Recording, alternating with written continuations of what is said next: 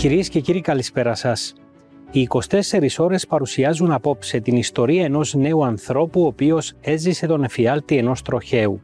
Ο Ρένος Ευαγγελάκης είχε 50% πιθανότητες να ζήσει και 50% να καθυλωθεί. Τελικά με την δύναμη της ψυχής του ανέτρεψε τους νόμους των πιθανοτήτων και ακολούθησε ένα διαφορετικό μονοπάτι, της επαναφοράς στην ζωή και με μια ιστορία που εμπνέει και διδάσκει πολλά.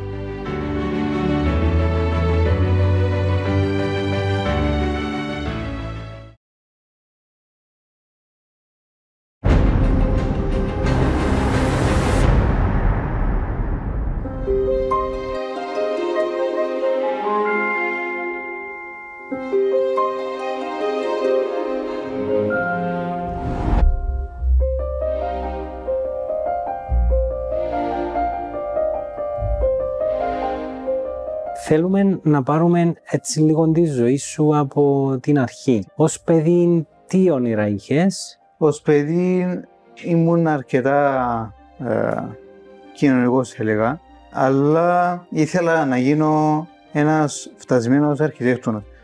Μια επιλογή ήθελα στη ζωή μου, να γίνω αρχιτέκτονας. Αυτό πότε το αποφάσισες περίπου? Δημοτικό. Από το δημοτικό? Ναι. Άρα σου αρέσαν τα κτίρια γενικά? Ναι. Τα κτίρια και γενικά ένας τρόπος κατασκευής και δημιουργίας εμπειριών για τους ανθρώπους. Και ήσουν κοινωνικός, μας είπες. Ναι. Τα ενδιαφέροντα σου ποια ήταν? Διοργανωτής σε εξόδους κυρίως. Λίγο ο αθλητισμός, ερασιτεχνικά στο σχολείο λάβανα μέρος σε κάτι αγώνες στίβου, εντοσχολικούς ή περιφερειακούς της Λευκωσίας, χωρίς καμιά διάκριση. Πάντα έρχομαι τελευταίος, αλλά έμαθα από τότε ότι σε κάθε αγώνα, ότι όποια θέση και να πάρεις, θα έχεις κάτι να μάθεις. Άρα ήσουν... Ναι, αν είχα και λίγο το κλείσει στη ζωγραφική και με το που το εντοπίσαν οι δικοί μου, με έγραψα σε ένα μικρό εργαστήρι ζωγραφικής για να εξασκώ την τέχνη. Ωραία. Οι γονείς σου πώς σε μεγάλωσαν, τι συμβούλες σου έδινα? Για μου να κάνεις τα όνειρα που θέλεις. Δεν σου έλεγαν πρέπει να γίνεις έτσι αλλιώς? Όχι. Αντιθέτως, παροτρύναν με να κάνω αυτό που ήθελα.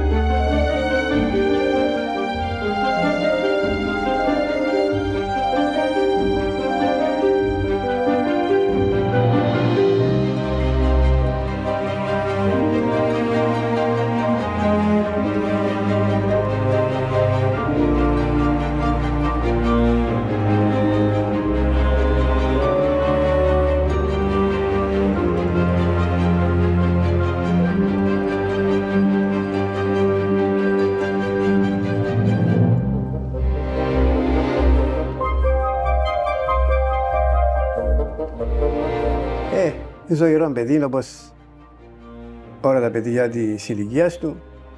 Άμα λέτε μικρή ηλικία, παιδί μικρό, πριν να πάει γυμνάσιο, ας πούμε, διότι μεγαλώνοντας, ήταν πολύ καλό παιδί, φρονιμός και του άρεσε να οργανώνει ο ίδιος τους φίλους του. Μάλιστα. Να κανονίζει τις συναντήσεις τους. Κοινωνικός. Ήταν κοινωνικός, πολύ κοινωνικός ο Ρένος. Ναι. Και με όνειρα όπως όλα τα παιδιά. Με όνειρα όπως όλα τα παιδιά. Δεν ξέρω αν σας είπε ο ίδιος. Μας είπε. Του ενδιαφέρει η αρχιτεκτονική. Αυτό πότε το εντοπίζατε εσείς από μικρός? Αυτό ήθελε να κάνει? Από μικρός του άρεσε η αρχιτεκτονική, του άρεσε η ζωγραφική, του άρεσε η φωτογραφία. Αυτά ήταν τα κυριότερα ενδιαφέροντά του, ας πούμε, εκτός του σχολείου.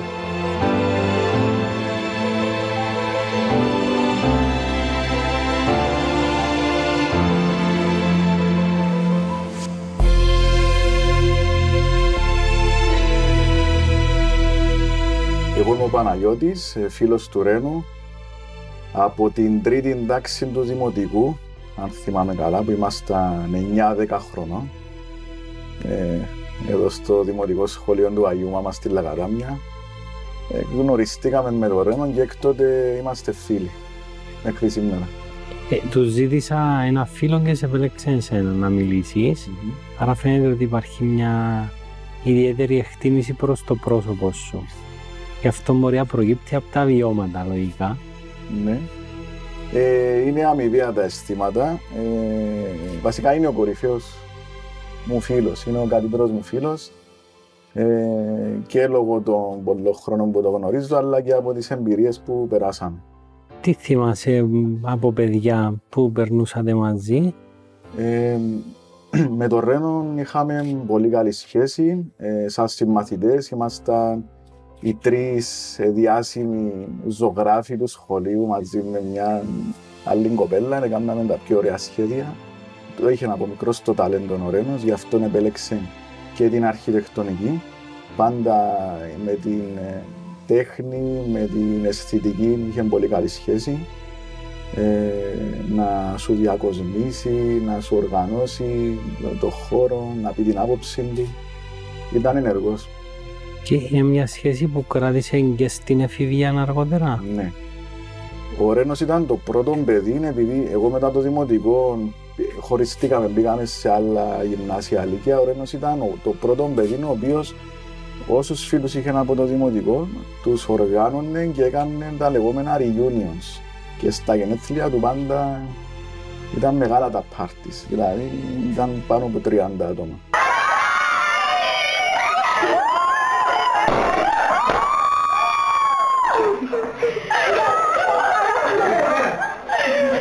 Θα έρχονταν και οι υφιστάμενοι και οι προηγούμενοι συμμαθητές. Τι χαρακτήρα έχει ο Ρενός? Δυναμικό. Δυναμικό, γι' αυτό και έχει κρατήσει μέχρι και σήμερα αυτόν τον χαρακτήρα και μέσα από την προσωπική του εμπειρία πιστεύω αν δεν είχε αυτόν τον χαρακτήρα του δυναμισμού και της θέλησης, του πείσματος, δεν θα βρισκόταν εδώ που βρίσκεται μάλλον σήμερα.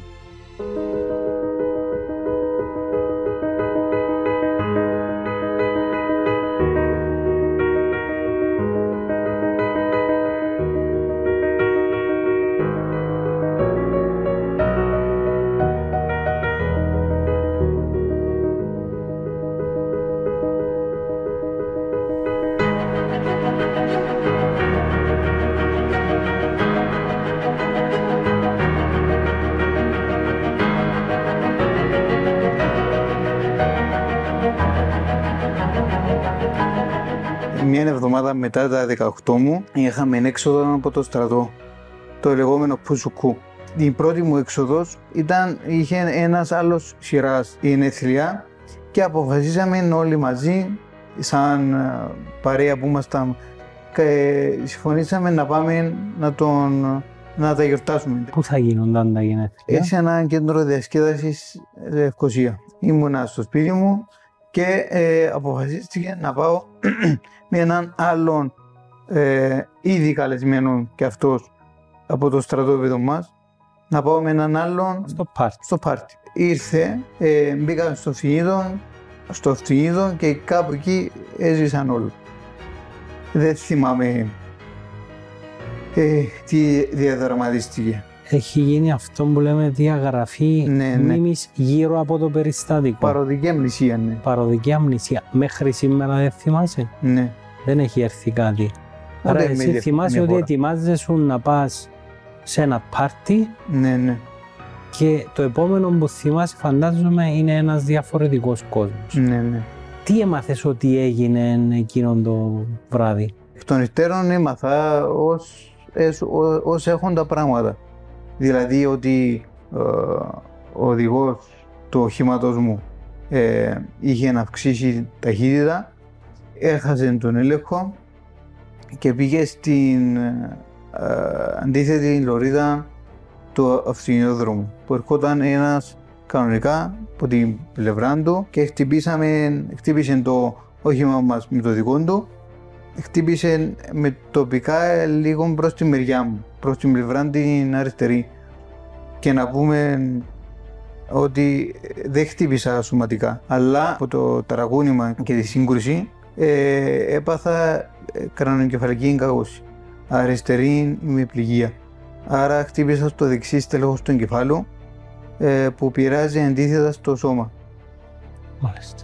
Μικρά ματώματα στο ημισφαίριο, το δεξί ημισφαίριο του εγκεφάλου, που πειράζει την κινητικότητα του αριστερή. Ναι, και αυτόν όχι από χτύπημα, αλλά από το τράνταγμα. Ναι, από τα μόνα που με έσωσε, εκεί είμαι εδώ μαζί σας, είναι η ζώνη ασφαλείας, επειδή αποδεδειγμένα δεν φορούσα ζώνη, δεν θα ήμουν εδώ. Ούτε να μιλώ μαζί σας, ούτε να παλεύω για έναν καλύτερο αύριο.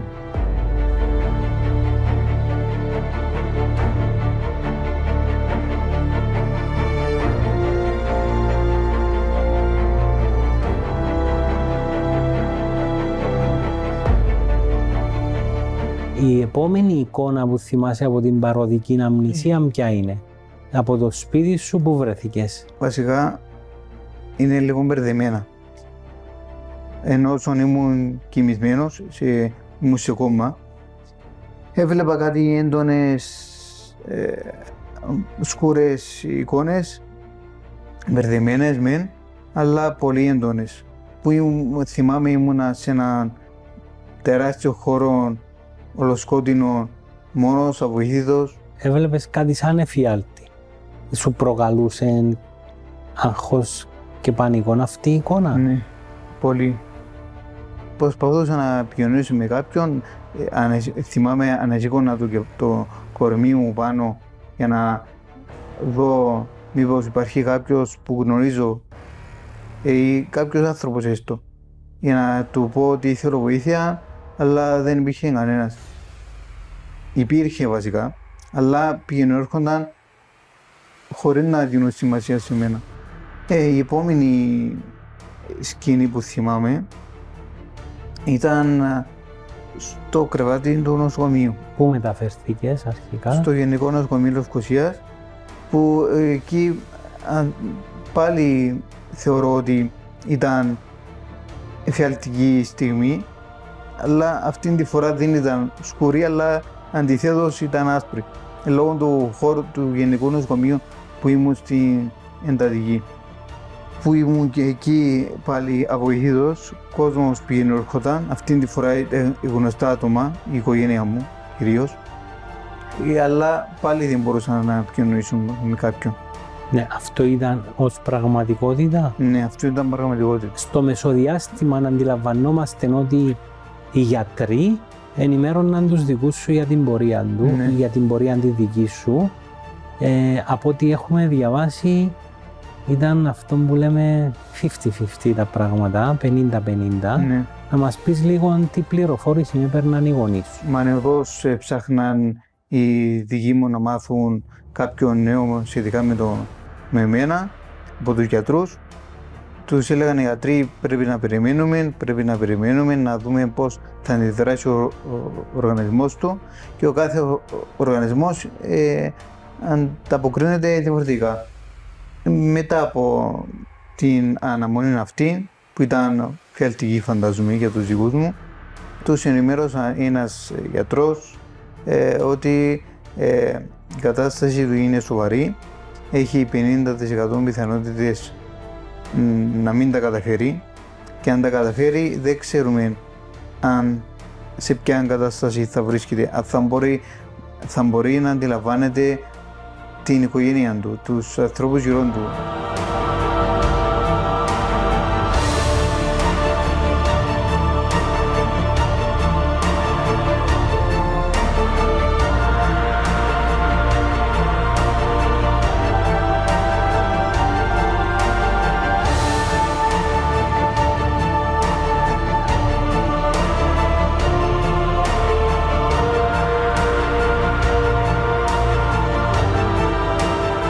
Η ώρα 12-12.30 τα μεσάνυχτα χτυπά το τηλέφωνο. Ήταν ο αδερφότεχνος μου. Ο αδερφότεχνος μου, επειδή έμενε εκεί που είναι το πατρικό μου, Τον βρήκε η αστυνομία εκείνον και τον ειδοποίησε. Μάλιστα. Και μου έλεγε, ξέρεις θύε, πρέπει να πάμε στο νοσοκομείο, έτσι και έτσι χτύπησε ο Ρένος. Τι έγινε, δεν ξέρω θύε, να πάμε όλοι τώρα να δούμε τι γίνεται. Άτε. Τι συνέβηκε, τι έσπασε κανένα πόδι. Εμείς δεν τον πήραμε τόσο στα σοβαρά. Ναι. Όταν πήγαμε στο νοσοκομείο μου φωνάξαν εμένα να πάω μέσα να δω το Ρένο. Τον είδα πάνω στο φορείο. Ήταν στις πρώτες βοήθειες ακόμα, δεν τον είχαν πάρει πάνω. Μου φώναξε ο γιατρός και μου είπε έτσι και έτσι έχει θλάσεις στο εγκέφαλο από το χτύπημα και θα πρέπει να πάει πάνω στην εντατική να δούμε πώς θα προχωρήσει και θα επικοινωνούμε μαζί σας. Δεν μας είπαν τίποτε το συγκεκριμένο, εμείς μείναμε εκεί μέχρι το πρωί. Δεν πήγαμε σπίτι.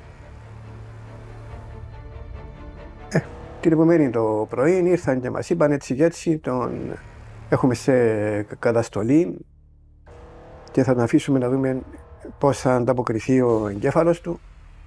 Μετά μας είπαν 50% να ζήσει, 50% να μείνει παράλυτος. Χάσαμε τη γη κάτω από τα πόδια μας. Δεν μπορούσαμε να κάνουμε κάτι εμείς. Έπρεπε να περιμένουμε να δούμε πώς θα εξελιχθεί η όλη κατάσταση. Ήταν δύσκολα τα πράγματα. Ήμασταν όλοι σε αγωνία. Εμάς ίσως που, ας το πούμε, δεν ήμασταν η οικογένεια του, οι πιο κοντινοί του άνθρωποι. Αν και είμαι φίλος του, μας τα είπα λίγο πιο ψυχρά, να το πω, πιο ιατρικά, ότι η κατάσταση κρέμεται από μια κλωστή. Ο φίλος μας μπορεί να μην τα κατάφερνε. Αυτό σας είχα μεταφέρει. Ναι, ήταν σε καλά χέρια, απλά ούτε οι γιατροί δεν ήξεραν. Ήταν τόσο μεγάλο το χτύπημα, τόσο σφοδρή η σύγκρουση που ήμασταν όλοι σε σοκ και σε αγωνία.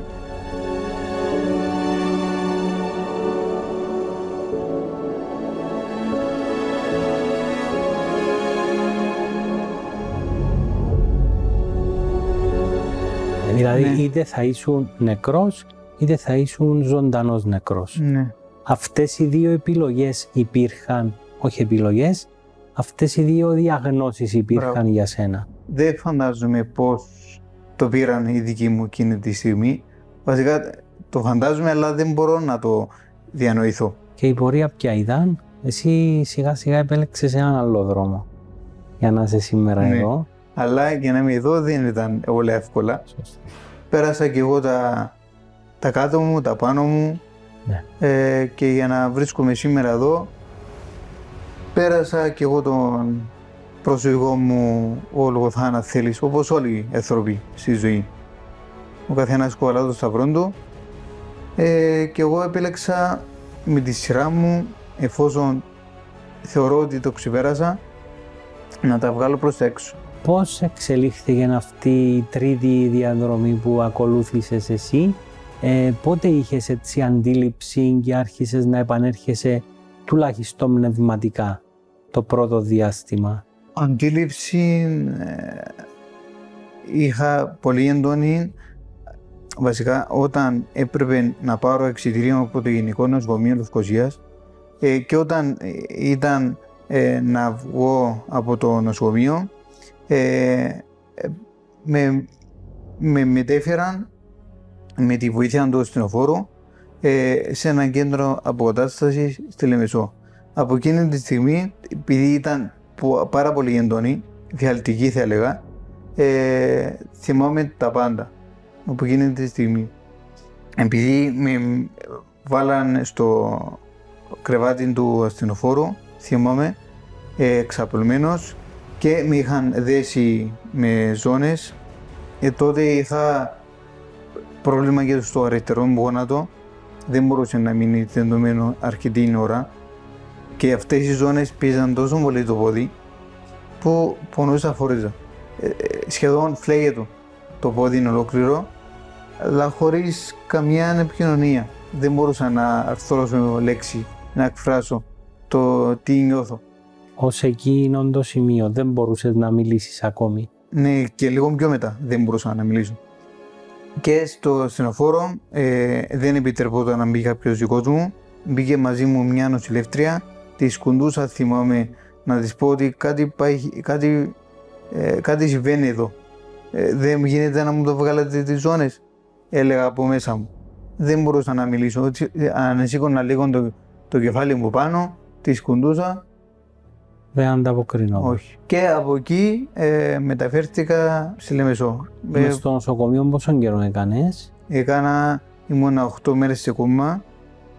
Μετά μεταφέρθηκα στο νευροχειρουργικό περίπου 1 μήνα. 1 μήνα. Μάλιστα. Δεν είναι πολύ, αλλά πιστέψτε με, ένιωσα 3 χρόνια. Και φτάνεις εκεί? Ναι, και φτάνω στη Λεμεσό και ενημέρωσαν τους δικούς μου ότι πρέπει να μένω σοκλειστός Δευτέρα με Παρασκευή, και αν μπορούσαν οι δικοί μου να με φροντίζουν, αν θέλω μπορώ να πηγαίνω στο σπίτι μου Παρασκευή με Κυριακή. Στο κέντρο πόσο έμεινες στη Λεμεσό? 2,5-3 μήνες. 2,5-3 μήνες. Πώς ήταν εκεί η κατάσταση? Από θέμα ψυχολογίας. Και από κατάσταση σκέψης. Θέμα ψυχολογίας χάγια. Έχω διαβάσει αυτό. Γιατί έτσι? Επειδή πρώτα απ' όλα δεν ήμουν στο σπίτι μου, είμαστε από Λευκωσία και αναγκάζα, αν θέλεις, τη μητέρα μου να μείνει εκεί στο κλειστή. Ταλαιπωρηθήκαν και όλοι οι δικοί μου, επειδή ερχόντουσαν καθημερινά ο παππούς και η γιαγιά μου από Λευκωσία. Ερχόταν επίσης από τη δουλειά ο πατέρας μου και η αδερφή μου, ένα λάξ, και ο αδερφός μου όταν ήταν Κύπρο, επειδή σπούδαζε στην Αγγλία.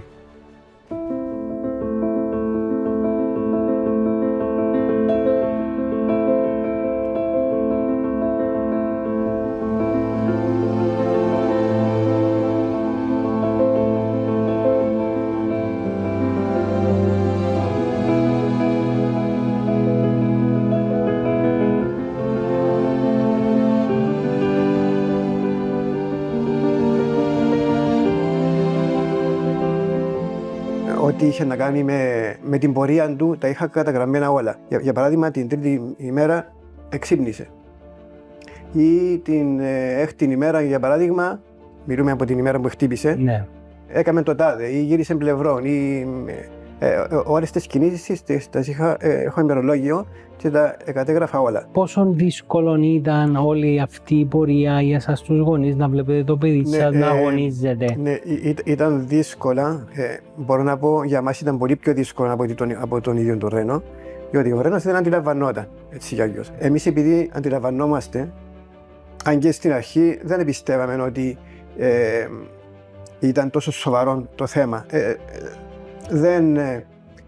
Δεν συνειδητοποιήσαμε, ας πούμε, τη σοβαρότητα και πιστεύαμε ότι με την πάροδο του χρόνου θα ήταν ένας κανονικός νεαρός όπως ήταν πριν να χτυπήσει. Πότε κατάφερες και μίλησες? Κατάφερα να μιλήσω περίπου πάλι 2-3 μήνες μετά. Εκεί? Εκεί. Μάλιστα. Τι ήταν οι πρώτες κουβέντες που είπες? Οι πρώτες μου λέξεις μπορεί να ήταν, επειδή με ζωολογούσαν και τα γενέθλια της μητέρας μου εκείνη την περίοδο, οι πρώτες μου λέξεις μπορεί να ήταν ψιθυριστάμεν, μπορεί να ήταν το χρόνια πολλά μαμά. Ναι. Η μαμά πώς αντέδρασε? Έκλαιγε.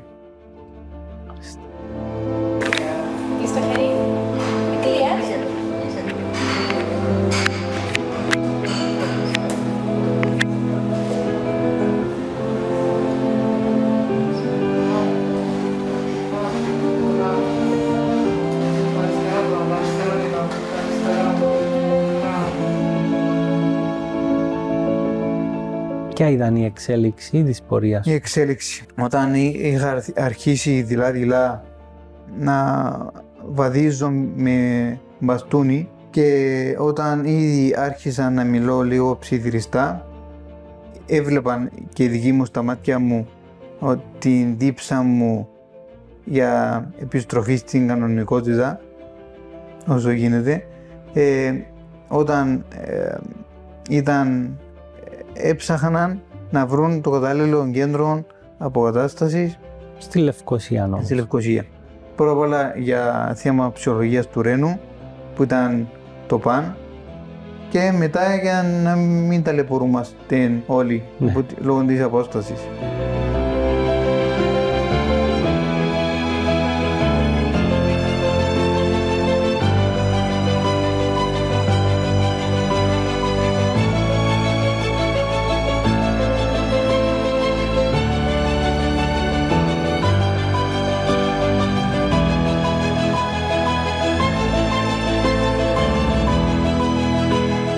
Και μια φωτεινή ημέρα ήρθε η αδερφή μου και ο πατέρας μου και με ενημερώσαν ότι βρήκαμε ένα κέντρο αποκατάστασης στη Λευκοσία που θα πάμε εκεί για αξιολόγηση και αν καταστεί κατάλληλο για την περίπτωση σου θα πάμε εκεί μόνιμα πλέον.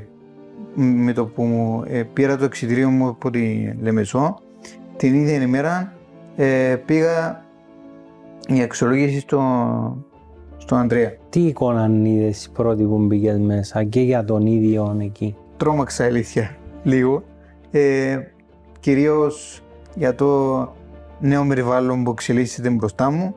Αν είναι όντως σωστή η επιλογή δική μου και της οικογένειας, αν είναι σωστή το να αφήσουμε τη Λεμεσό και να έρθουμε Λευκοσία. Πέραν από αυτό, με το που μόλις το αντίκρισα που ήταν, θυμάμαι, ένας εύσωμος, γυμνασμένος άντρας και αυστηρός, τρόμαξα λίγο. Κατέβηκα σιγά σιγά από το αυτοκίνητο και θυμάμαι κάτι εκεί στον αμπειρικό. Κατσούφιασε ο Ανδρέας. Τον είδα ότι από την άκρη του ματιού μου ότι ξύνησε λίγο το πρόσωπο του. Και εκ των υστέρων όταν μπήκα μέσα, μας είπα ότι είναι ανεπίτεπτο ένας 18χρονος τότε νέος, όχι όλη τη ζωή μπροστά του, να εξαρτάται από τη μητέρα του.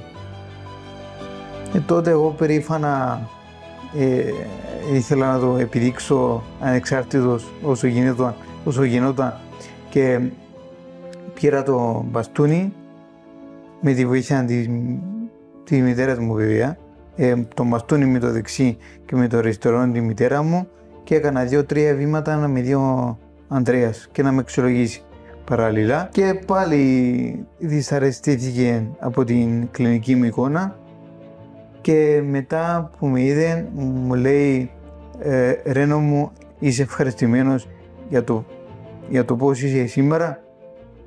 και του λέω εγώ χαμηλόφωνα και δειλά «Όχι» και μου λέει ξανά «Είσαι διατεθειμένος να γυρίσουμε το σύμπαν ανάποδα και να έρχεσαι εδώ καθημερινά όσες ώρες πάρει?» Αστραβία τρόμαξα πάλι, αλλά μετά αμέσως το έδωσα το χέρι μου και η συμφωνία έκλεισε.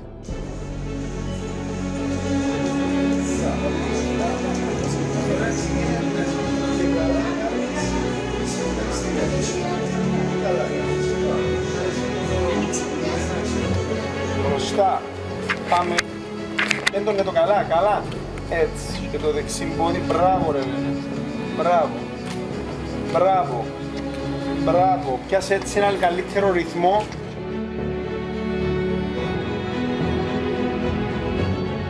Ξέρω αν είσαι μετριόφρονη ή όχι, αλλά περιγράφοντας τη στιγμή που ήρθε εδώ, αντιλαμβανόμαστε και εμείς αυτόν το αρχικό του σοκ που έπαθε όταν σε είδε.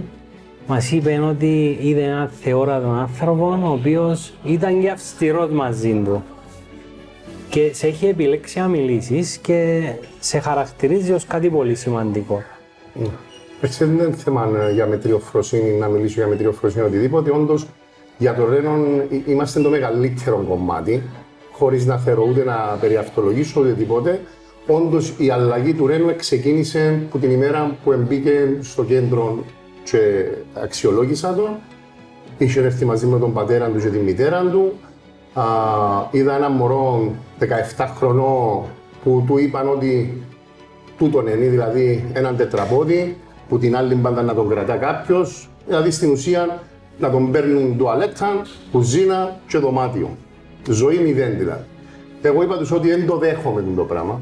Μίλησα μαζί τους απευθείας, μίλησα με τον Ρένο και είπα του Ρένο, μου είσαι έτοιμος να γυρίσουμε το σύμπαν ανάποδα και λέω στον τρόπο του τα είπα ακριβώς και να καταργήσουμε πολλούς νόμους της φύσης και να δημιουργήσουμε δικούς μας και να φτάσουμε και όπου να φτάσουμε και λέει μου ναι, είμαι έτοιμος. Και συγκεκριμένα λέει μου ο παπάς του, μα έχουμε ακόμα ένα μήνα και αμέ που είμαστε και λέω του εγώ γιατί είσαι καμιά υποχρέωση απέναντί τους. Και λέει μου όχι, και λέει ο Ρένος όχι, θέλω να ξεκινήσω τη Δευτέρα μαζί με τον Ανδρέα. Και ξεκινήσαμε και από τότε ξεκίνησε τούτη η πορεία που έφερε τον Ρένο που τον έφερε.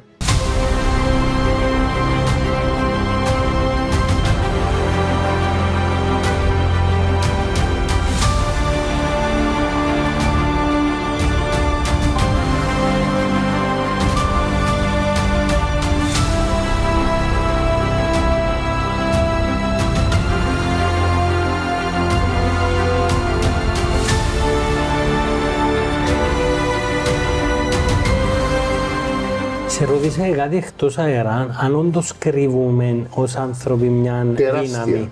Τεράστια δύναμη. Τεράστια. Είμαστε εντός που σκεφτούμαστε. Είμαστε ακριβώς εκείνο που σκεφτούμαστε. Και το Ρένο επέρασα το μέσα από τις θεραπείες. Ότι εάν εσύ καταδικάζεις τον εαυτό σου, αν εσύ αποφασίσεις ότι να μείνεις ανάπηρος, τούτο είναι να γίνει. Αν εσύ αποφασίσεις ότι να αλλάξεις τη ζωή σου, να αλλάξεις, έτσι είναι. Εμείς αποφασίζουμε για το τι είναι να γίνουμε και για το τι είμαστε. Πόσο εύκολο ή δύσκολο περιστατικό ήταν? Πολλά δύσκολο. Γιατί? Πολλά δύσκολο. Ποιες είναι οι δημορφίες του? Είχαμε έντονες υπερτονίες, δηλαδή σπαστικότητα που λέμε στα κάτω άκρων του ενός ποδιού κυρίως και στο χέρι. Άρα το πράγμα διάσου μια δυσκολία στη βάδιση, δεν σου διά ισορροπία, δεν σου διά εύκολη κίνηση για να μπορέσεις να αλλάξεις βήμα.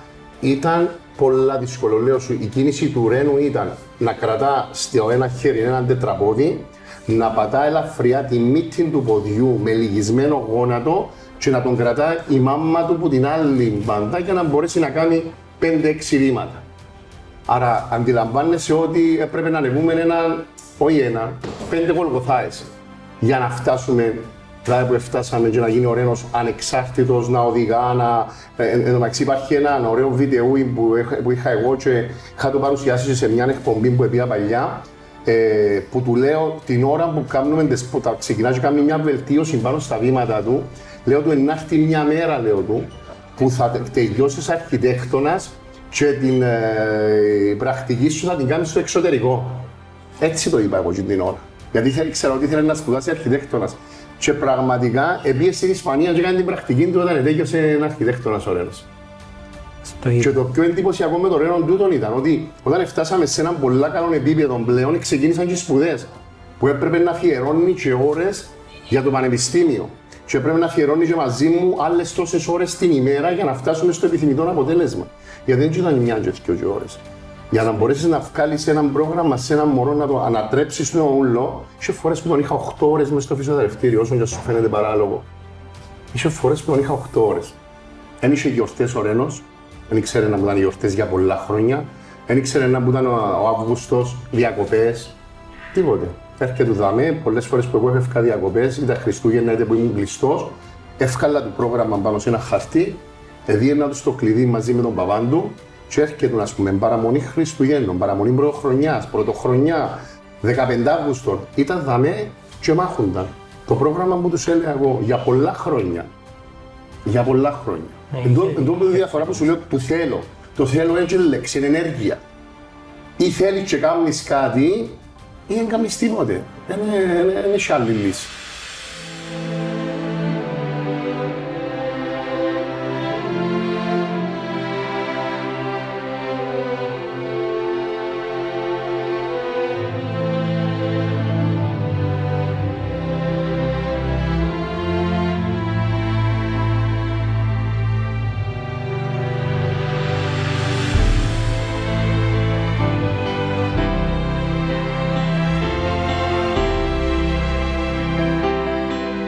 στρατό. Ναι. Μου έδωσαν προσωρινό εξιτήριο, αλλά μόλις είδαν την εικόνα μου, μου έδωσαν το οριστικό.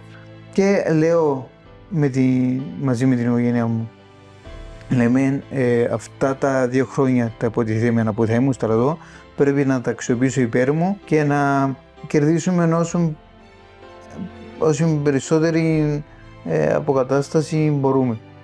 Και έτσι αυτά τα 2 χρόνια πήγαινα καθημερινά με τη μητέρα μου 5, 6, 7, υπήρχαν και μέρες που πήγαμε και 8 ώρες. Πήγαινα εκεί που λέτε καθημερινά, 6 ώρες περίπου, μέσος όρος, την ημέρα. Φεύγαμε πρωί και ερχόμασταν πίσω το βράδυ. Μου έκανε και στη διαδρομή ένα σάντουιτς για να ξεκονομήσουμε χρόνο και με το που πατούσα το πόδι μου εκεί μέσα στο φυσιοθεραπευτήριο στη Λευκοσία, δούλευα ασταμάτητα. Εγώ και ο φυσιοθεραπευτής μου. Και έβλεπα από την άκρη του ματιού μου τη μητέρα μου που καθόταν εκεί και έσυγε τα δόντια της, αναστέναζε, αλλά δεν μίλαγε. Επειδή ήταν βασανιστική η φυσιοθεραπεία που έκανα και έντονη. Με φωνές, με πόνους, πάρα πολλές ασκήσεις, επαναλήψεις.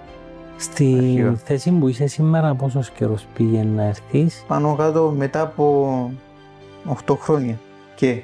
Το χρόνια αγώνα. Σε ό,τι αφορά τα υπόλοιπα της ζωής σου μέχρι σήμερα, τι έκανες? Αυτά τα 2 χρόνια που λέτε που θα ήμουν υποτιθέμενα στρατό, έδωσα τόση έμφαση και στο αποκατάσταση μου, στη φυσιοθεραπεία μου και στο σπίτι έκανα ασκήσεις, κυρίως περπάτημα, σπίτι και εξάσκηση. Μετά όταν ήρθε ο καιρός να πάρω κάπως τη ζωή στα χέρια μου, κάναμε το λεγόμενο οικογενειακό συμβούλιο και αποφασίσαμε για ψυχολογία του Ρένου κυρίως να μην αφήσω τίποτα να σταθεί εμπόδιο στα όνειρά μου και αυτή η επιλογή που ήθελα από το δημοτικό να γίνω αρχιτέκτονας να την κυνηγήσω.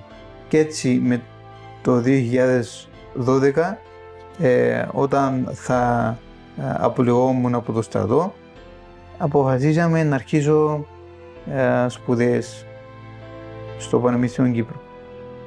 Και πήγες? Και πήγα αρχιτεκτονική με πάρα πολλές δυσκολίες, ειδικά αρχικά που δεν είχα αυτοκίνητο και έπρεπε να έρθει η μητέρα μου να με πάρει από τη σχολή. Με σπαστά μαθήματα. Ναι, σπαστά μαθήματα, πολλά σε διαφορετικά κτίρια κάποιες φορές και έπρεπε να συνδυάσω τις μεταφορές αυτές με την αποκατάσταση μου που αρχικά πάλι πολλές ώρες αποκατάσταση. Το διάβασμα, οι ομαδικές μελέτες και όταν τελείωνα σκεφτόμουν ποιον να πάρω τώρα. Μπορεί να γινόταν και μεσάνυχτα, 2-3 το πρωί όταν τελειώνα τις ομαδικές εργασίες. Ποιον να πάρω λέω. Αναγκαστικά έπαιρνα το τηλέφωνο, τη μόνη επιλογή, τον πατέρα μου. Στο πανεπιστήμιο πώς ήταν ο περίγυρος μαζί σου? Ο περίγυρος. Και οι καθηγητές. Ναι, βρισκόμαστε στην Κύπρο, καλός ή κακός. Όταν δεις κάτι διαφορετικό από τα συνηθισμένα, το περιοθεροποιείς, σε δαχτυλοδείχνουν κάπως. Ναι, δεν χρειάζεται να δείξουν, μπορεί απλά και με ένα βλέμμα. Μπράβο, σωστό. Επειδή ακούω πολλές φορές στην κουβέντα μας ότι έχεις την τάση και βλέπεις. Ναι. Για να αντιλαμβάνεσαι πώς λειτουργεί το περιβάλλον. Το έβλεπες αυτόν έντονα? Πολύ έντονα. Βέβαια, εντάξει, δεν τους αδικώ. Μπορεί και εγώ αν ήμουν στη θέση τη δική τους να αντιδρούσα με τέτοιον τρόπο. Τι έβλεπες, περιέργεια, ανοιχτό, λύπηση. Ναι, σε ενοχλούσε αυτό? Ναι.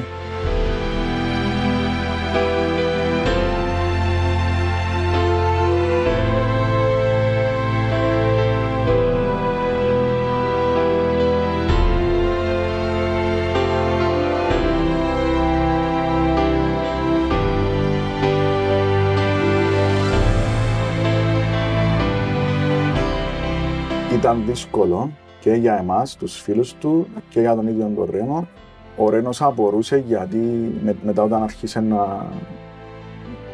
την αποκατάσταση να βελτιώνεται, να περπάτα, να μιλά καθαρά, είχε την απορία γιατί ο τάδε και ο τάδε χάθηκαν. Βέβαια τα παιδιά, όπως ήταν φυσικό, έπρεπε να ακολουθήσουν τα όνειρα του και εκείνοι για να σπουδάσουν, να πάνε εξωτερικό, να χτίσουν τη ζωή τους. Ο Ρένος αυτόν το συνδυάζε αρνητικά μέσα στο μυαλό του, ότι οι περισσότεροι του φίλοι χάθηκαν γιατί ήταν στην κατάσταση που βρισκόταν. Ναι. Όμως, εγώ προσπαθούσα να το εξηγήσω μαζί με ακόμα δύο φίλους μου ότι ναι, η κατάσταση είναι αυτή. Εμείς είμαστε δίπλα σου να σε βοηθήσουμε. Οι μεταβάσεις αρχικά ήταν λίγο περίεργες. Δεν καταλαβαίναμε κι εμείς πολλά. Θυμάμαι χαρακτηριστικά εκδρομές, μονοήμερες στην παραλία, ας πούμε, που ο Ρένος μπορεί να ένιωσε λίγο άβολα με τα βλέμματα του κόσμου κτλ. Και μας ζητούσε να πάμε κάπου πιο απόμερα για να νιώσει πιο άνετα. Είμαστε πολλά πίσω σε αυτό το κομμάτι. Ναι. Είμαστε πολλά πίσω και σαν κουλτούρα, σαν νοοτροπία. Δηλαδή, και βλέπεις εμείς στην καθημερινότητα μας, βλέπεις ότι δεν αντιμετωπίζουμε τις αναπηρίες σαν κάτι ή αντιμετωπίζουμε τις σαν κάτι που μας φοβίζει και τραβούμε πίσω, όλες και είναι κάτι ανθρωπίνο που βλέπουμε μπροστά μας. Εντάξει, ή κάτι, ξέρω εγώ, που μακριά από μας και αδιαφορία. Γι' αυτό και βλέπεις πολλούς παρκάρουν πας στα αναπηρικά πάρκ. Λες τώρα να έρθει ο σηκωστή, ένας ανάπηρος να έρθει να πάει. Όχι, ναι, ρε φίλε, να σηκωστεί γιατί να με σηκωστεί.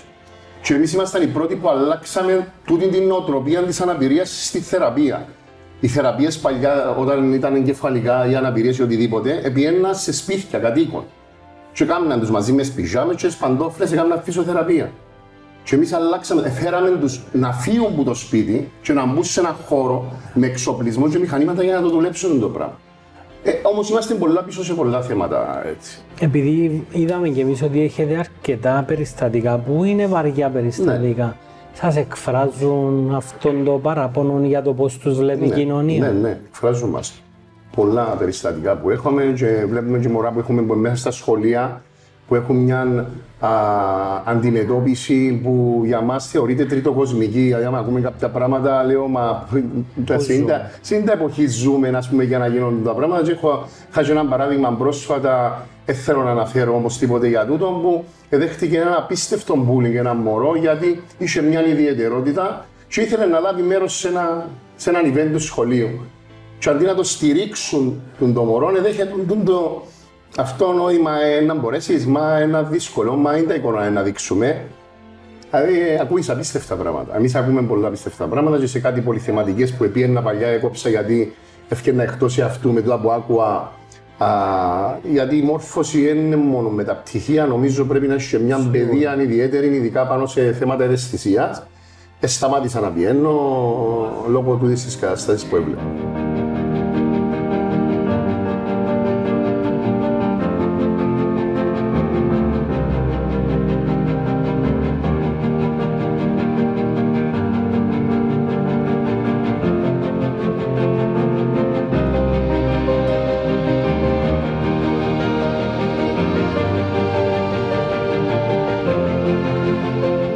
Αυτόν το οποίο βίωνες με έναν στιγματισμό.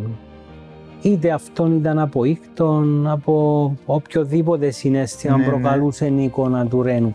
Το διαχειριστήκες σήμερα, είναι ένα κομμάτι το οποίο σε ενοχλεί ακόμη. Όχι, δεν με ενοχλεί πλέον. Εντάξει, τότε με επηρέαζε.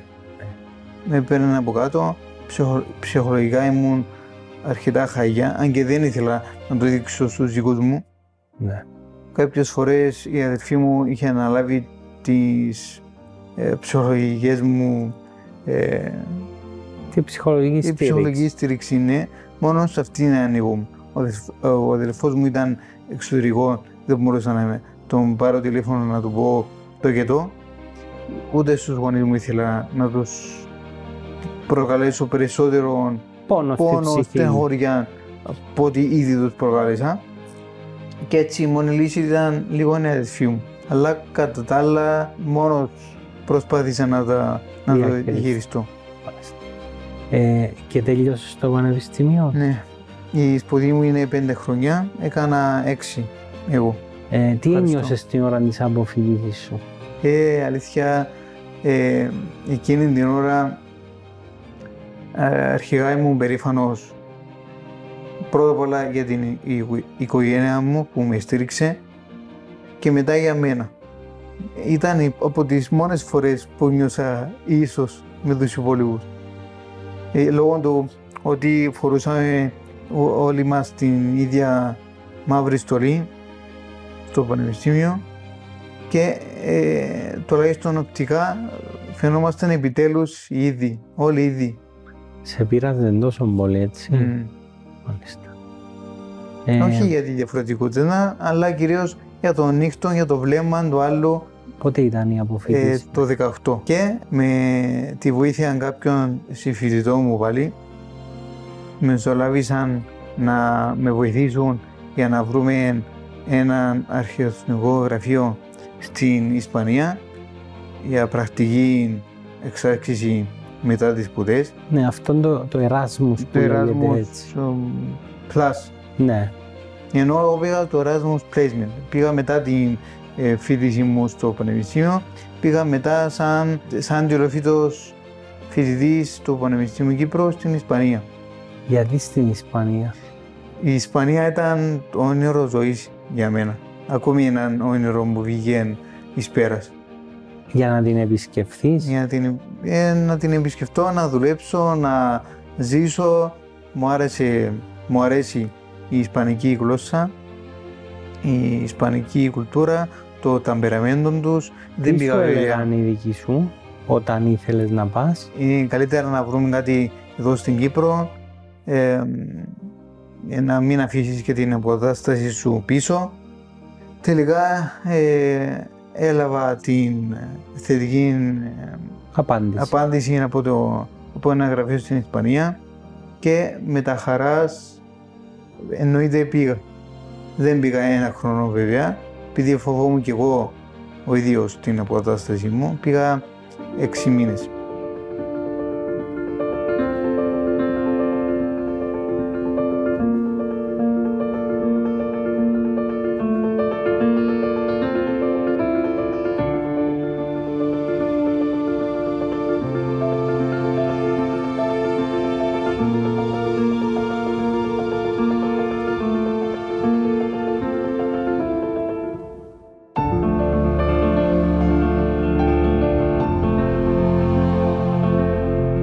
Το βοηθήσαμε, που πήγε στο εξωτερικό, πήγα και εγώ μαζί του για να βρούμε το διαμέρισμα που θα έμενε. Διότι πρώτη φορά θα ταξίδευε μετά το ατύχημα και λόγω του ότι δυσκολευόταν, να μην πω δυσκολεύεται, δυσκολευόταν στην κίνηση και να φανταστείς να πάει στην Ισπανία με τα τρένα. Δεν μπορείς να τρέξεις με τη τσάντα σου, τη βαλίτσα σου, τα προσωπικά σου αντικείμενα να πάει από ένα σημείο στο άλλο, αφού μέσα στο τρένο έκαναμε 5 ώρες να πάμε από τη Μαδρίτη να πάμε στη Μούρθια που θα έμενε.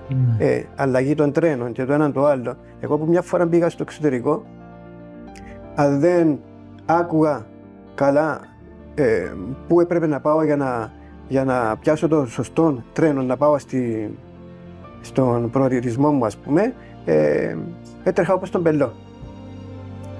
Πόσο μάλλον ο Ρένος ταξί καταφέραμε να μετά ξαναπήγαινε και με τους φίλους του. Εκεί ήσουν με κάποιο συνοδόν ή μόνος? Όχι, μόνος. Τελείως μόνος μου. Η εμπειρία ήταν η καλύτερη της ζωής μου. Γιατί? Γιατί αρχικά, επειδή ξέρω τι μεσολάβησα εγώ και οι δικοί μου, τι θυσίες κάναμε για να φτάσουμε μέχρι εκεί και στις σπουδές αλλά και στο προηγούμενο στάδιο, να το πούμε, και περήφανα πήγα μόνος επιτέλους ανεξάρτητος να στηριχτώ στις δυνάμεις μου και να αποδείξω πρώτα σε μένα αλλά και στους δικούς μου ότι κοιτάξτε με, μπορώ και μόνος να αντεπεξέλθω. Και εκεί πώς ήταν αυτόν το εξάμηνο και από τον κόσμο και από τη δουλειά? Πολύ ωραίο το περιβάλλον. Δεν αντιληφθήκα ποτέ ότι είμαι διαφορετικός. Φαινόμασταν όλοι ίσοι και φαινόμασταν και ήμασταν. Δεν είδα στιγμή αυτόν το βλέμμα το περίεργο που βλέπουμε στην Κύπρο. Δεν νιώσα ποτέ μου κατώτερος. Και έκανα φιλίες από όλο τον κόσμο με διαφορετικά ήθη έθιμα, κουλτούρες, χρωματισμούς, ενδυμασίες, θρησκείες και ήταν απίστευτη εμπειρία. Και γύρισα σχεδόν σε όλη την Ισπανία, μόνος, ανεξάρτητος, απίστευτο.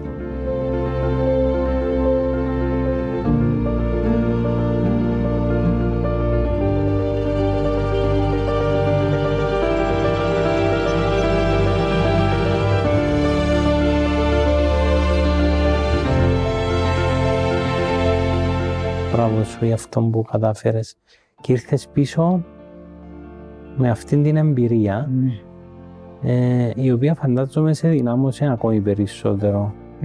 Δεν είναι ο κόσμος όλος η κακή εμπειρία του στιγματισμού. Και έχουμε δει ότι ήθελες αυτήν την συμμετοχικότητα και σε άλλους τομείς της ζωής σου.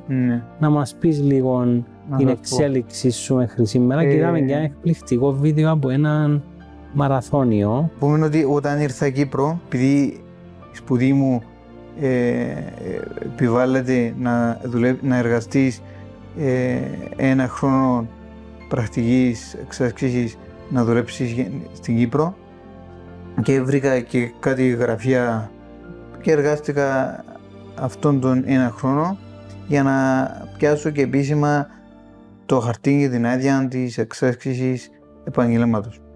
Μετά που ήμουν κάπως ανακουφισμένος, αν θέλεις, ανακουφισμένος όσον αφορά το ότι έβγαλα εις πέρας τη σπουδή μου και το όνειρο που είχα από παιδί πέραν από τις δυσκολίες και μετά είχα λίγο πιο ελεύθερο χρόνο και ήθελα να ασχοληθώ περισσότερο με την αποκατάστασή μου και τη γυμναστική γενικότερα. Έψαχνα να βρω διάφορες ομάδες που έχουμε την ίδια αγάπη και το ίδιο ενδιαφέρον για την άθληση. Βρήκα κάτι πιο μικρές ομάδες και εντάχθηκα μαζί τους που διοργάνωναν κάτι συγκεντρώσεις, κάτι μικροδιαγωνισμούς, αλλά ήθελα κάτι πιο μεγάλο. Στο ψάξιμο μου βρήκα μια ομάδα Ελλήνων, είτε Κύπρο, Ελλάδα, Ολλανδία, Αυστραλία, όπου είχε Έλληνα και εντάχθηκα μαζί τους.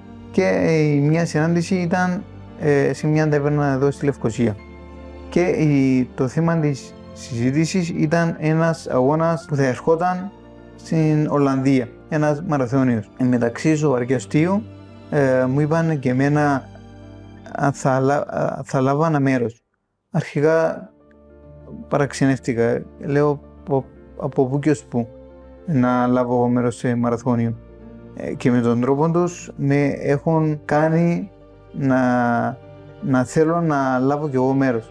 Για πρώτη φορά ήρθα σπίτι, σκεφτόμουν αρκετές ώρες, το ενημερώσα και τους δικούς μου για αυτήν μου τη σκέψη και μου είπαν καλύτερα άστο, θα ίσως επιβαρύνεις την κατάσταση σου. Αμέσως μετά όταν πήγα στο δωμάτιο μου ήδη ήξερα τις μέρες και τις πτήσεις των άλλων της ομάδας και έκλεισα και εγώ τις ίδιες αποφάσισα να πάω κι εγώ. Και πήγες. Και πήγα.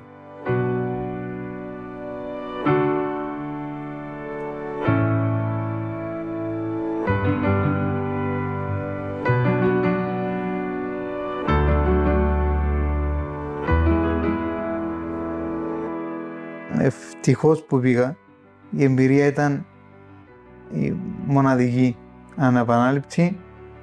Δεν σας κρύβω ότι συγκινήθηκα με τη συμμετοχή μου, ειδικά στον τερματισμό του αγώνα. που όλη η οργάνωση είχε τελειώσει και περίμεναν όλοι τον τερματισμό του Ρένου του Ρένου να τερματίσω για να με χειροκροτήσουν και να με επιβραβεύσουν και να πιάσω επιτέλους αυτόν το μετάλλιο.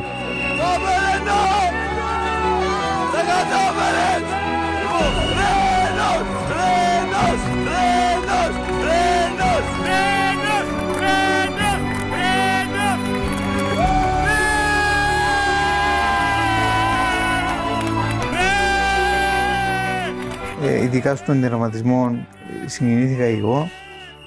Άκουγα που ούρλιαζε ο κόσμος για μένα να τερματίσω, είχε και το όνομα μου στην καρτέλα και φώναζαν άτομα που δεν με ήξεραν καν και ούρλιαζαν για μένα.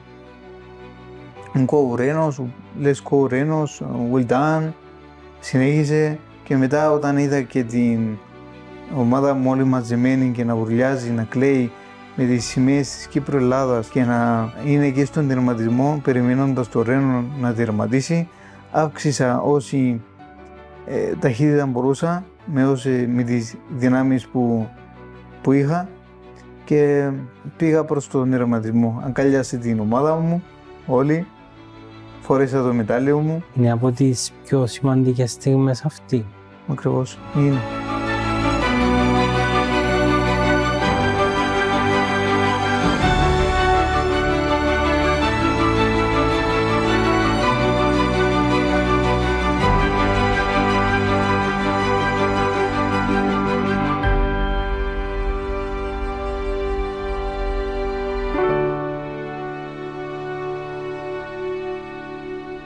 Σήμερα τι κάνει ο Ρενός? Η ενασχόληση μου με τη γυμναστική και την γύμναση μου άρεσε τόσο πολύ που ήθελα να την εντάξω, θέλω να την εντάξω στην καθημερινότητά μου. Πάω όσο μπορώ περπάτημα στον πεζόδρομο της γειτονιάς, στη φύση. Πηγαίνω για συντήρηση πλέον φυσιοθεραπεία μια φορά την εβδομάδα. Εξακολουθώ να πηγαίνω και εργοθεραπεία για το χέρι μου το αριστερό για να εναμώσει λίγο περισσότερο, κυρίως τα δάχτυλα. Και επίσης πηγαίνω και 2-3 φορές την εβδομάδα γυμναστήριο με προσωπικό γυμναστή, εφόσον συνεννοήθηκε με τον φυσιοθεραπευτή μου, να μην γίνει κάποιο λάθος.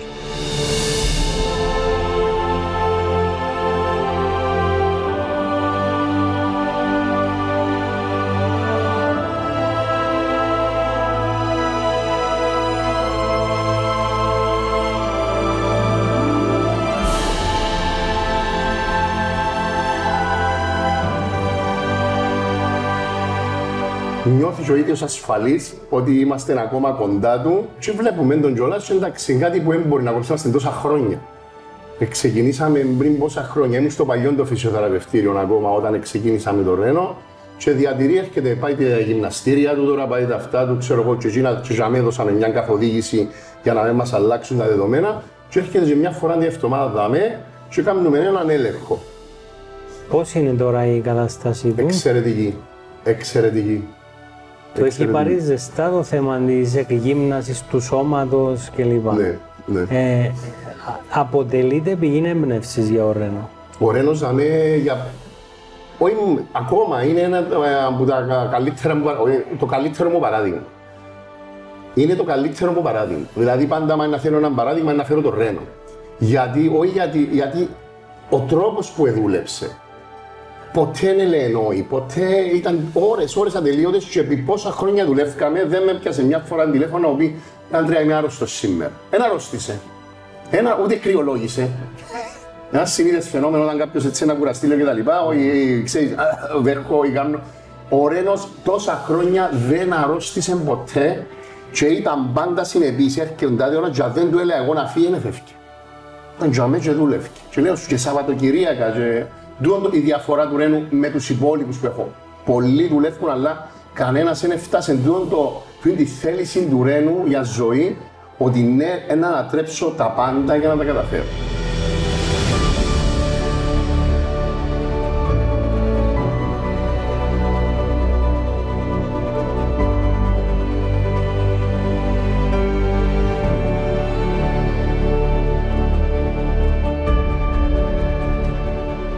Θέλω να σε ρωτήσω λίγο για αυτή την απόφαση που θέλησες να γράψεις την ιστορία σου. Έχεις εκδώσει ένα βιβλίο το οποίο έχει μπει μέσα στα δημόσια σχολεία. Για τη δημοτική εκπαίδευση και τη μέση εκπαίδευση. Για τη δημοτική εκπαίδευση εγκρίθηκε να μπει στην βιβλιοθήκη των δασκάλων, εφόσον εάν το θέλουν οι δάσκαλοι είτε να το προμηθευτούν από μένα, είτε να το διδάξουν στα μαθήματα. Και μετέπειτα εγκρίθηκε και για τη μέση εκπαίδευση, για τα γυμνάσια και τα λύκεια, που αυτήν τη φορά μπορούν να έχουν και πρόσβαση και οι μαθητές. Τι είναι αυτό που σε όθησε και θέλησες να γράψεις την ιστορία σου? Όταν ήμουν στο Λεμεσόν, στο κέντρο αποκατάστασης, και λόγω του ότι δεν είχα τρόπο έκφρασης, δεν μπορούσα να μιλήσω αρχικά, ήθελα με κάποιον τρόπο να τα βγάζω από μέσα μου, να τα γράφω, και για λόγους εξάσκησης της γραφής και της όρασης. Λόγω της βλάβης που υπέστη ο εγκέφαλος μου, πειράστηκε και το οπτικό μου νεύρο. Βλέπω διπλά. Αλλά με το γυαλί, με ειδικό πρίσμα στο φακό, okay. Ναι, και ήθελα να κάνω αυτήν την εξάσκηση σε έναν τετράδιο. Μετέπειτα, όταν άρχισα να βελτιώνομαι και κινητικά και στη γραφή, άρχισα να αυξάνω τις προτάσεις μου. Έγραφα περισσότερο για το πρόγραμμα της ημέρας, ναι, και τα λίγα και λίγο τα συναισθήματα μου. Από εκεί και πέρα, όταν ήδη βελτιωθήκα αρκετά και επέκτησα λίγο εξοικείωση περισσότερη με τον υπολογιστή, είχα πει στον εαυτό μου ότι θέλω να ξεκολουθώ να γράφω, και σιγά σιγά αυξήθηκαν οι λέξεις. Μετά που ήταν ήδη αρκετές αρχικά ήταν σκόρπιες λέξεις, σκέψεις βασικά. Και μετά από την εμπειρία μου την απίστευτη που πήγα στον πρώτο μου μαραθώνιο στην Ολλανδία, ήθελα να το χτυπήσω σε τατού στην πλάτη μου, και για συμβολικός τόπος, ότι έγινε το αφήνουμε στην πλάτη μας και το κουβαλάμε στην πλάτη μας, και ήθελα και να τροχιοδρομήσω το θέμα με το βιβλίο.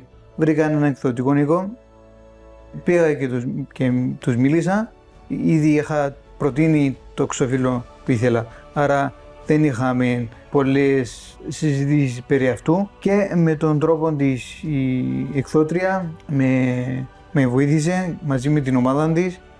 Είχα μια ανάγκη ψυχής να βγάλω προς τα έξω έναν καθώς πρέπει βιβλίο. Τι μηνύματα θέλεις να μεταλαμπαδεύσεις? Πρώτα απ' όλα η πίστη στον εαυτό σου, η δύναμη της οικογένειας, η δύναμη του περίγυρου, ό,τι συνεπάγεται, είτε φίλοι, είτε οικογένεια, συγγενείς, ακόμη και τα βλέμματα τα έντονα, τα περίεργα, σε δυναμώνουν ούτως ώστε να πας παρακάτω. Επίσης, η αξία της αποκατάστασης, να βρεις το κατάλληλο περιβάλλον για μια σωστή αποκατάσταση, και μετά η αξία η σημαντικότητα της γυμναστικής κατ' επέκταση. Με την αρχιτεκτονική τι γίνεται? Δημιούργησα τον δικό μου ορισμό, το body architecture.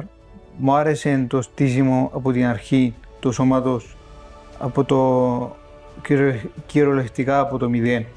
Την κανονικότητα, αν θέλεις, σωστό στήσιμο τομιών, ενδυνάμωση, και δημιούργησα αυτόν τον δικό μου ορισμό, τον body architecture, γι' αυτό και το έχω στο βιβλίο μου. Από εκεί και πέρα, με την αρχιτεκτονική θα ήθελα να εξακολουθώ να δουλεύω, γι' αυτό και πληρώνω τη συνδρομή μου εξάσκηση επαγγέλματος κάθε έτος, αλλά τουλάχιστον δεν βρήκα την κατάλληλη ευκαιρία για να το εξασκήσω. Αν σου έρθει μια πρόταση, θα την αξιολογήσεις? Θα την αξιολογήσω με τα δικά μου κριτήρια. Ποια είναι αυτά? επειδή ο χρόνος είναι χρήμα και εκτιμάται κάθε στιγμή, πρέπει να εκτιμάται και να αρπάζουμε την κάθε ευκαιρία. Δεν θέλω να είμαι σκλάβος του χρόνου και των deadlines.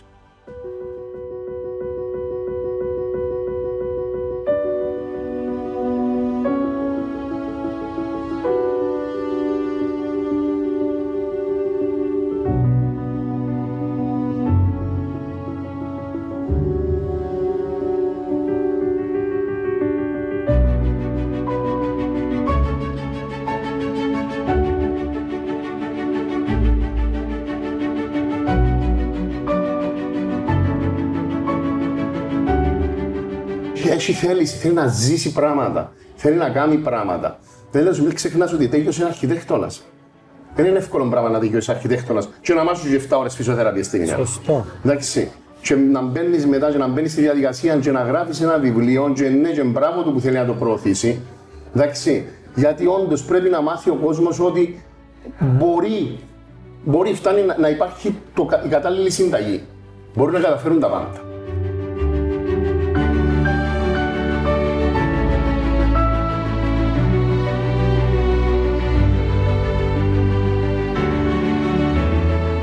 Παράδειγμα προς μίμηση για όλους μας.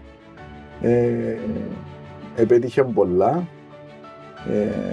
Έγινε και συγγραφέας, κάτι που μας το έκρυβε τα τελευταία 2 χρόνια. Έβγαινε πολύ έξω, προφασιζόταν δικαιολογίες ότι ήταν άρρωστος, ότι κάτι του έτυχε και δεν έβγαινε πολύ.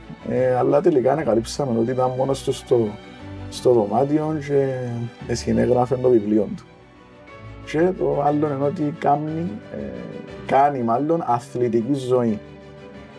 Είναι ο μόνος που νομίζω έχει 6-pack. Εμείς έχουμε 1-pack.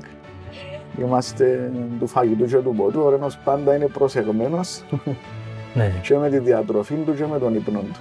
Δεν χάνει λεπτό. Τι διδάσκει η ιστορία του Ρένου? Τη θέληση για ζωή. Την αγάπη όσον αφορά την οικογένεια του, διότι αν απουσιάζει η αγάπη, προσφορά και η προσήλωση που την οικογένεια του, σίγουρα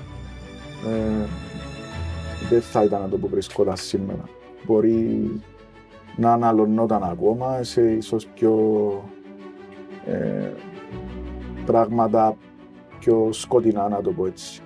Η ιστορία του Ρένου διδάσκει ότι δεν πρέπει να το βάζεις κάτω. Πρέπει να το πολεμάς. Ευχαριστώ και εσάς και τον Θεό πρώτα απ' όλα και την οικογένεια μου που μου στάθηκε μέχρι σήμερα δίπλα μου. Το Ρένο να ευχαριστήσω και να ευχαριστήσω και επίσης όσους δεν πίστεψαν σε μένα, γιατί όλοι αυτοί με βοήθησαν περισσότερο για να προχωρήσω, για να πάω παραπέρα. Επίσης, ακόμη τελευταίο, καλύτερα να δράς και να κρίνεις παρά να κρίνεις μόνο. Όχι να είσαι στη βολεμένη θέση του καναπέ σου και να κρίνεις από έναν άψυχο κουτί της τηλεόρασης και να κρίνεις τον άλλο για το τι επιλογές έκανε και πώς έδρασε.